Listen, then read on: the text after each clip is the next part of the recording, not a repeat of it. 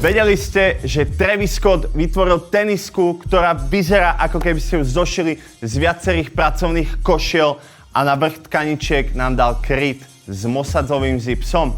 Bavíme sa o Nike Air Force 1 Low Cactus Jack, ktoré vyšli na jeseň roku 2019 s poriadnym šialenstvom a odkazujú na Travisové texaské korene. Zabudnite na čistú kožu alebo obyčajné plátno. Táto bota je jeden obrovský patchwork. Nájdete tu Manchester, hrubé plátno, flanel, semiš a aj kožu. Každý jeden panel má iný vzor a spoločne to vytvára drsný workwearový vibe.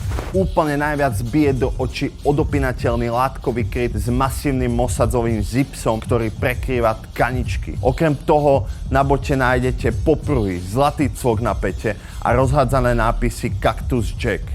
No a aby toho nebolo málo, pravá a ľavá teniska majú asymetrický vzor. Pôvodný retail v roku 2019 bol $160. Dnes za nenosený originálny pár vysolíte pokojne $500 až $800 v závislosti od veľkosti.